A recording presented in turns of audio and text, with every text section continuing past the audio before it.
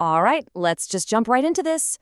Welcome to today's Explainer, where we're going to pull back the curtain on literally one of the most famous, highly sought-after luxury destinations on the entire planet. I mean, when you think of the Maldives, you probably picture absolute perfection, right? White sand, blue water. But today, we're going to uncover a hidden reality that the promotional brochures definitely do not want you to see. We're looking at the dark side of the Maldives, specifically a place called Fushun.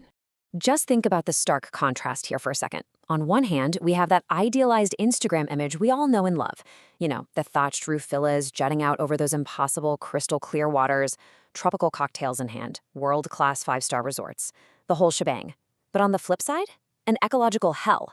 Not far at all from that luxurious paradise lies Thilafushi, which is a massive, completely artificial trash island that's basically buckling under the sheer weight of the luxury tourism industry. It's a jarring reality check, and today we're going to explore exactly how this happened. Section 1. The naked truth behind the facade. So, to truly wrap our heads around the scale of this hidden problem, we've got to look at the mechanics of this pristine archipelago. Like, how does a place literally famous for its untouched beauty create such a massive, hidden environmental crisis? Well, it starts with this staggering number, 1.5 million. That is the number of international tourists the Maldives welcomes every single year.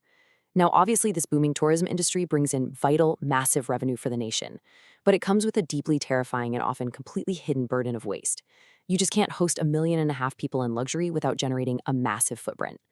And the data breakdown behind that volume? It is honestly staggering. According to the stats, a single tourist visiting the Maldives generates an average of 3.5 kilograms of trash per day. Now compare that to a local resident who generates about 1.75 kilograms. A tourist is creating exactly twice as much daily trash as a local. Literally double. So when you take that and multiply it by 1.5 million visitors, the volume of garbage becomes almost incomprehensible. And this leads us to a massive, unavoidable geographical constraint. The topography of the Maldives is basically made up of over 1,200 tiny, incredibly flat coral islands. Think about what that actually means. They have absolutely no large land area to build traditional, large-scale waste treatment facilities or modern landfills. They are entirely surrounded by water. So faced with literal mountains of trash and nowhere to put it, they were forced into a pretty desperate patchwork solution. Section 2. Birth of a Monster. Thilafushi. Okay, so to solve their severe waste management crisis back in the early 1990s, the government was basically backed into a corner. They chose Thilafalhu, which at the time was this stunningly pristine 7-kilometer-long lagoon, and decided to turn it into a dumping ground. The land reclamation process was shockingly simple. Step 1, dig giant pits directly into the shallow sandbanks. Step 2, ship in trash from the capital Malé and hundreds of surrounding resort islands and dump it straight into those pits. Step 3, cover it all up with sand. I mean, they basically built artificial land out of raw garbage. And honestly, the most terrifying part is the relentless expansion of it all. Hundreds of tons of foul-smelling garbage continue to pour onto Thilafushi every single day. This colossal amount of waste builds up, turning that once shallow lagoon into a massive artificial island. Get this, it's currently estimated that Thilafushi is growing at a rate of about 1 square meter per day. Just let that sink in for a second. Every 24 hours, the island expands by another square meter of pure trash. Section 3. Ecological Disaster. Suffocating Oceans. Setting foot on Thilafushi today reveals a scene that completely shatters that Maldives paradise illusion. It is a horrific state of affairs, and the environmental consequences are just staggering. The atmosphere there is incredibly toxic. The area is constantly enveloped in this thick black smoke and a really pungent burning smell. Because of the sheer volume of waste, open-air trash burning happens around the clock.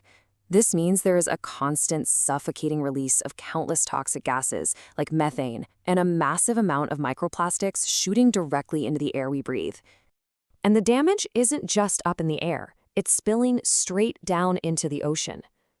Despite various containment efforts over the years, it's just not enough.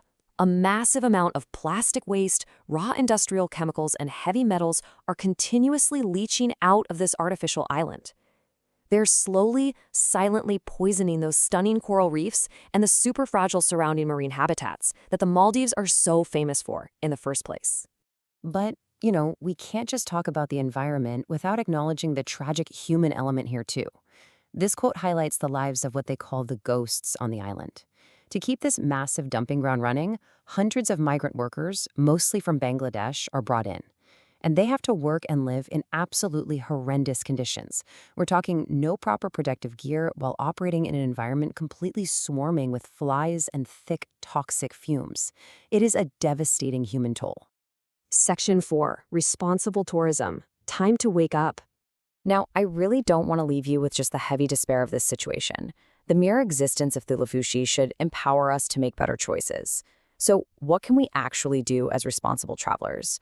Well, first, absolutely say no to single-use plastics when you travel. Second, prioritize and spend your money at eco-certified resorts that actually manage their own footprint. And finally, if it's at all possible, pack out what you pack in. Take your inorganic waste back to the mainland with you rather than leaving it in an island nation that physically cannot process it. So I want to leave you with this incredibly powerful, kind of provocative thought. We always hear about the Maldives facing the very real risk of sinking beneath the ocean due to rising sea levels, right? But as we've seen today, we really have to ask, will they drown in the very garbage of their own luxury before that even happens? It's a vital question about how we view, consume, and participate in luxury travel. Definitely something to think about the next time you see that perfect picture on Instagram. Thanks so much for joining me on this explainer, and keep learning.